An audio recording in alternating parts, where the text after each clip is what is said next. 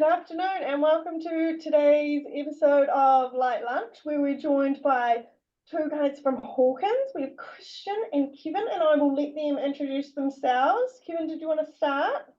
Yeah, sure. My name's Kevin O'Neill from down in Christchurch, born and bred.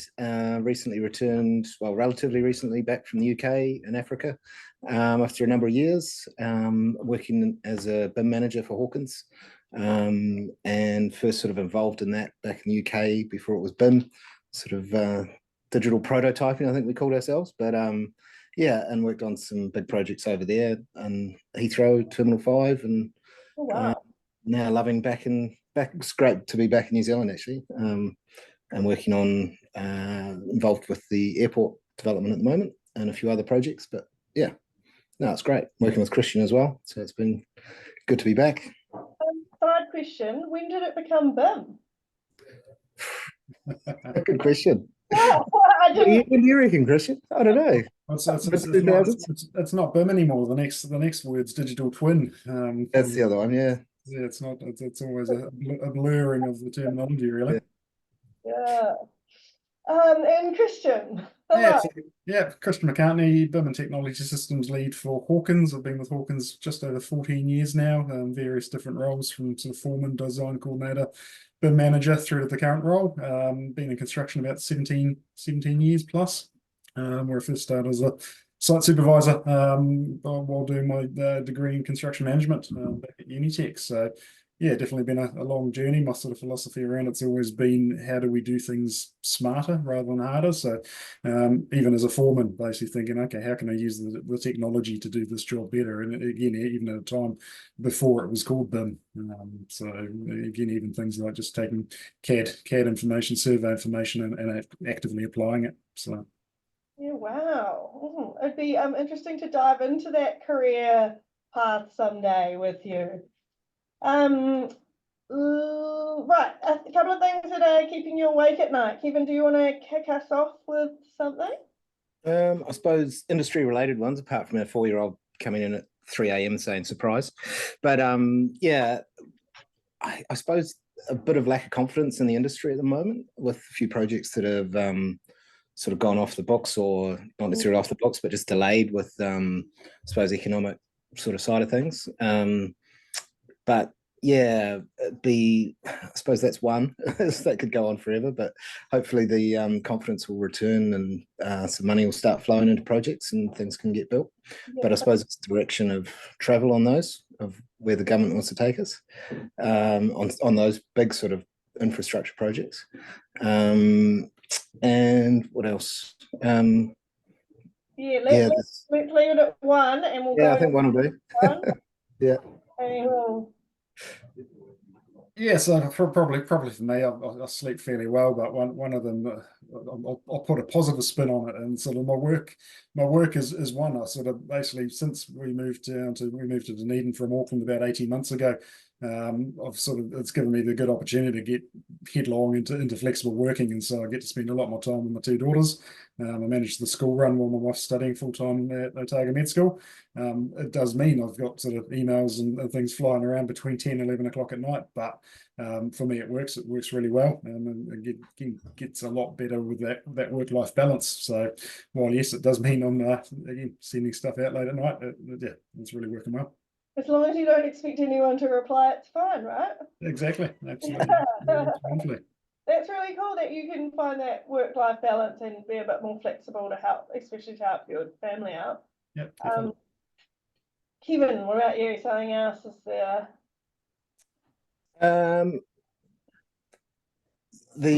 had a couple of it sort of thought of, but I suppose having to push or convince people that BIM's a good idea on a project still frustrates me a lot. A hard sell. No, it's not a hard sell. It's a hard people to buy. I think, I think a lot of people want it, but some people don't want to necessarily sort of. I think they see it as a cost rather than value. So that's just changing that mindset, I think. Did I imagine it would be hard to see that straight off the bat, right? Yeah, sometimes. Yeah.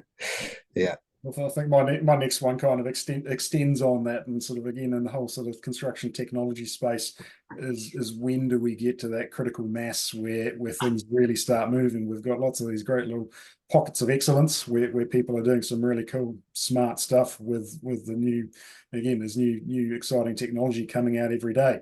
But we're the slowest moving industry there is. We're that resistant to change that, yes, while we do have pockets of excellence, we still do things the same way that were done 30 years ago.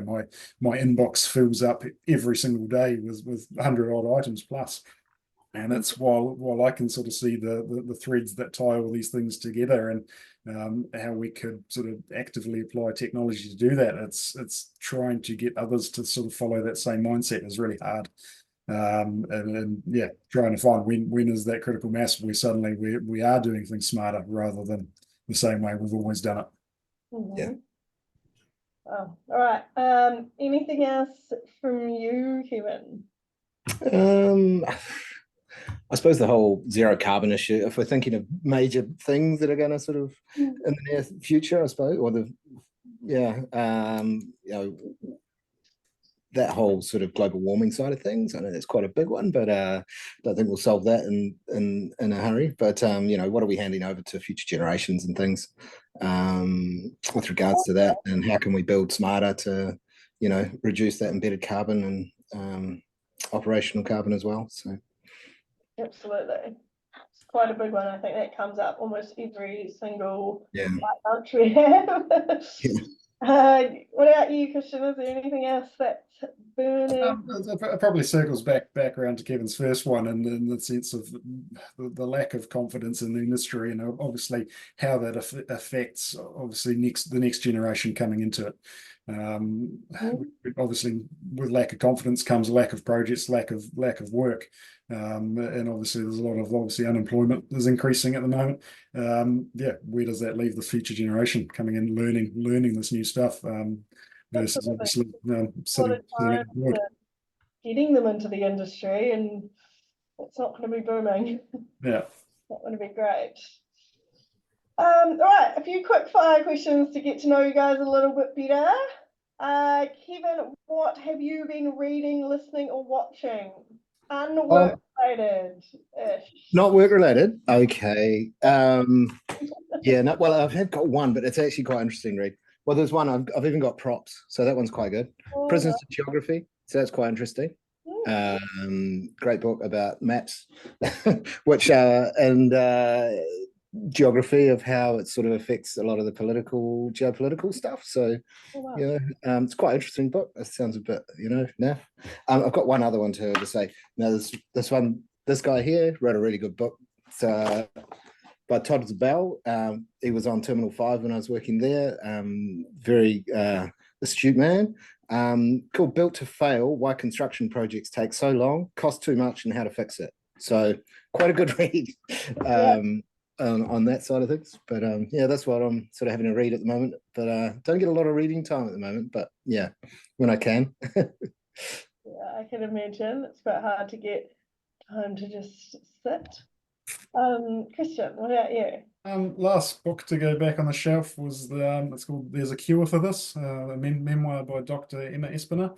I picked it up off my wife's bookshelf, honestly, but it's basically essentially a doctor who's gone through the sort of the mature student category through med school, and also in the Maori entry category. And so there's a whole lot of parallels with my wife, who's also a mature student going through med school through sort of the alternative and Maori Pacific entry category. So that's pretty close to home. Basically going through, I sort of got halfway through the book and was sort of turned to my wife and goes, this is what's happened to you. This is exactly like you. So definitely an interesting journey. That was a good one. On a lighter note, Netflix, Utopia. So it's been around a wee while. It's a comedy about Australia's sort of fictional nation building authority. I think very much like it's hilarious. Very much like our infrastructure commission. So it's while it's supposed to be a fictional comedy, it's probably not too far from the truth. Yeah, I find that one very good. Have you seen that, Kevin?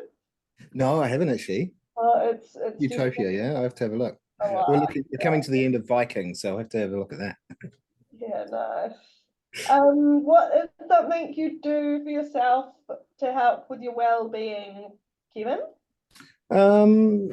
Getting outside, I think, is one of my favorites. Say. Pardon? Yeah, I need to today. Yeah.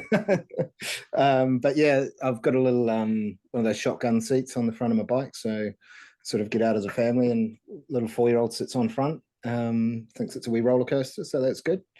As long as I don't fall off, it'd be good. But no, anything outside, bit of snowboarding if it permits and don't hurt myself. But yeah, no, yeah, a bit of DIY as well. I'll have to I join enjoy you for a snow trip, Kevin. Definitely. Go down the bunny slopes. Yep, sounds ideal. Queenstown sounds good. I'm sure you can arrange a work meeting there. No? Oh, absolutely. And what about you, Christian?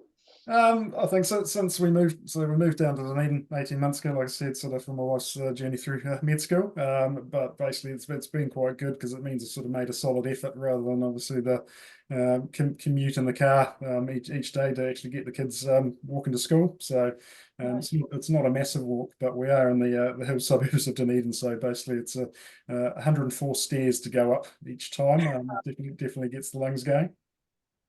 And then sort of on top of that, the other point of sort of being in Dunedin is I've been able to be a lot more proactive with my health. So whereas again, Auckland, a GP appointment, it takes sort of 3 weeks plus to get to. It's a 2-3 day turnaround down here. So it means I sort of don't need to take I think the typical Kiwi man approach of, oh, she'll be right. Means I can actually do things about it. So it's really good actually to know that you're putting that first. Kevin, what is your motto? Oh, I don't know if I suppose don't sweat the small stuff. Try and look at the bigger picture on things. I had one of my old bosses in the UK. Her one was sort of rang true. Was sort of the sort of tough experiences. You sort of like you're like an onion, and it just adds another layer to your onion.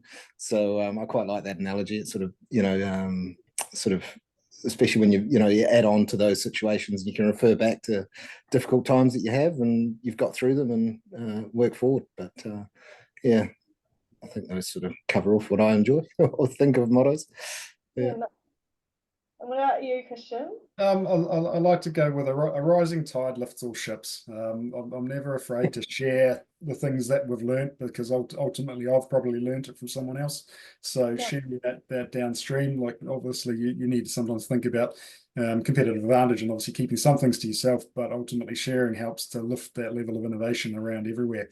Rather than sitting stagnating and basically sticking to one point because that's our thing we know and it belongs to us. It's share it. It's ultimately going to push us forward and help us to strive for a better future.